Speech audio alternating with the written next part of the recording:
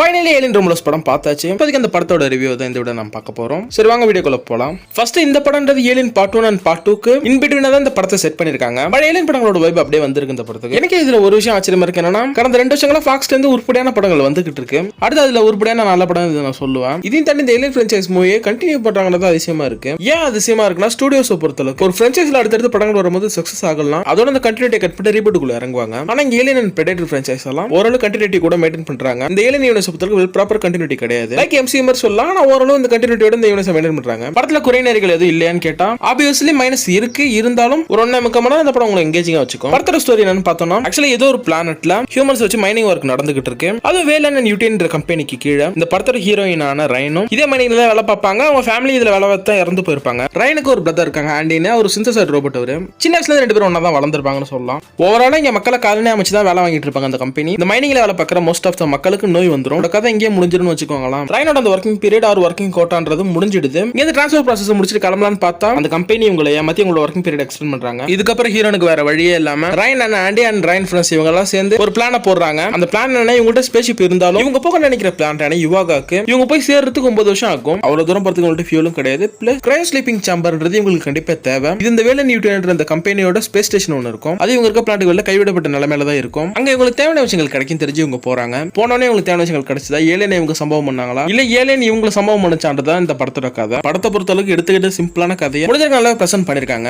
அப்படியே படத்தோட first set வந்துரும். ஃபர்ஸ்ட் இந்த படத்தோட செட் ஒர்க் சொல்லும் செமையா பண்ணிருக்காங்க. ஏன்னா நீங்க மூவி ஃபுல்லா பாக்குற அந்த ஸ்பேஸ் ஸ்டேஷன்றது அப்படியே செட் தான். அது ரொம்பவே தத்ரூபமா கொண்டு வந்திருக்காங்க. அது நல்லா இருக்குது, தடே ரியலா இருக்குன்னு நம்மளால நம்ப முடியுது. ஓவராலா பிராக்டிகலா படத்தை புஷ் பண்ணிருக்காங்க. வேண்ட இடங்களுக்கு மட்டும் சிஜி யூஸ் பண்ணிருக்காங்க. அதுமே நல்லா இருக்கு. படத்துல இந்த இடத்துல வரதெல்லாம் செட், இதெல்லாம் விஎஃப்எக்ஸ் சிஜின்னு சொல்லிட்டு பிரிச்சு பார்த்து கண்டுபிடிக்க முடியுமான்னு கேட்டா டெஃபினட்டா முடியாது. அந்த அளவுக்கு படத்தை குவாலிட்டி பிரசன்ட் பண்ணிருக்காங்க. டெக்னிக்கலா ஒரு ஸ்ட்ராங்கான படமா தான் உங்களுக்கு ஃபீல் ஆகும். ஸ்ட்ராங்கான படமா தான் இருக்கு. மூவி ஆக்ஷன் சீக்வன்ஸ்ல எண்ட்ல ஒரு நியூ அட்டெம்ப்ட் ட்ரை பண்ணிருப்பாங்க. அது என்னன்னா, மூவியோட எண்ட் கிட்ட இருக்கும்போது ஜீரோ கிராவிட்டி சீக்வன்ஸ் ஒன்று எடுத்திருப்பாங்க. அதுல ஒரு விதமான டென்ஷன் பில்ட் பண்ணி அந்த சீன் சூப்பராக எடுத்துட்டு போறாங்க.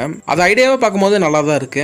அடுத்த மூவில ஆக்டர்ஸோட ஆக்டிங்னு பாத்தீங்கன்னா ரைட்டிங்ல எந்த அளவுக்கு இருக்கோ அந்த அளவுக்கு எல்லாமே நல்லா நடிச்சிருக்காங்க. அதுல முக்கியமா ஆண்டின்ற அந்த ரோபோட் கேரக்டர் டேவிட்ன்ற ஆக்டர் தான் ப்ளே பண்ணிருக்காரு. 2 விதமான கேரக்டருக்கு பெர்ஃபார்மன்ஸ் டிஃபரன்ஸ் சூப்பராக காமிச்சிருந்தாரு. அடுத்து ரைன்ற மெயின் கேரக்டர் ப்ளே பண்ணிருந்த கேலின்ற ஆக்ட்ரஸ் அவங்களும் அவங்களோட கேரக்டர் செமையா பண்ணியிருந்தாங்க. இந்த மெயின் கேரக்டர்ஸ் தவிர்த்து சப்போர்ட்டிங் ஆக்டர்ஸ் எல்லாமே கொடுக்கப்பட்ட ரோல் நல்லா ப்ளே பண்ணிருக்காங்க. இந்த கேரக்டர்ஸ் எல்லாம் போட்டுறதுக்கு எழுதப்படுறதுனால average and as usual writing தான் இந்த கேரக்டர்ஸ் பண்ணிருக்காங்க. அடுத்த படத்துல ஒரு சில ஜம்ப்ஸ்கேர் சீக்வன்ஸ் நல்லா ஒர்க் ஆயிருந்தது. அது மூவியோட எண்ட்ல ஒரு ஜம்ப்ஸ்கேர் சீக்வன்ஸ் வரும். அது எதிர்பார்க்க மாட்டேங்க, ஆனா தூக்கி வர டிஃபரெண்டா போடும். இதோட இந்த படத்தை சுத்தி இருக்க பாசிட்டிவ் முடிச்சுட்டு அப்படி நெகட்டிவ் சைடு போனோம்னா, தெரிஞ்ச கதை பல வாட்டி பார்த்த படத்தை தான் திரும்ப ஒரு வாட்டி பார்த்திருக்கோம். இந்த படம் ஒர்க் ஆயிருந்தாலும் சொல்லிக்கிறதுக்கு இந்த படத்துல புதுசா எதுவும் இல்ல. அடுத்த இந்த படத்துல இசபெல்லா மெசேட் ப்ளே பண்ண அந்த ஒரு கேரக்டர் சுத்தமா ஒரு வேஸ்ட் கேரக்டர். அந்த கேரக்டர் இந்த படத்துல ஏலியனை பார்த்து பயந்து கத்தும், இல்ல எங்கேயாச்சும் மோதி கீழே விழுந்து மயங்கி போகும், இல்ல ஏலியன் அடிவாங்க. இது ரிப்பீட்டா இந்த கேரக்டர் பண்ணிக்கிட்டு இருக்கும். ஒரு வேஸ்டட் கேரக்டர்னு சொல்லலாம். இதெல்லாம் சாக்க போற கேரக்டர் நமக்கு படத்துல ஸ்டார்டிங்ல தெரியும். ரைட்டிங் இந்த கேரக்டர் சரியில்லை சமயத்துல சுத்தமா அந்த கேரக்டர் நம்ம கூட இந்த கேரக்டர் கனெக்ட் ஆகாது. இதை தவிர்த்து இந்த படத்தை வேற எதுவும் எனக்கு மைனஸா படல. இந்த படம் பார்க்கறதுக்கு இந்த பிரான்ச்சைஸ் வந்து மற்ற படங்கள் பார்க்கணுமான்னு கேட்டீங்கன்னா பெருசா தேவையில்லை. வர ஒரு சில ஈஸ்டர் புரியாது. தமிழ் போயிட்டீங்கன்னா சுத்தமா அந்த ஈஸ்டருக்கும் இருக்காது. நான் இங்கிலீஷ்ல தான் மூவியை பார்த்தேன். தமிழ் டப்பிங் நல்லா இருக்குன்னு நான் கேள்விப்பட்டேன். படத்தை தமிழ்ல பார்த்தாங்க நல்லா இருக்கா இல்ல கமெண்ட் பண்ணுவாங்க. ஓகே, இந்த வீடியோ முடிச்சுக்கிறேன். நெக்ஸ்ட் ஒரு நல்ல சந்திப்போம். Tata bye guys.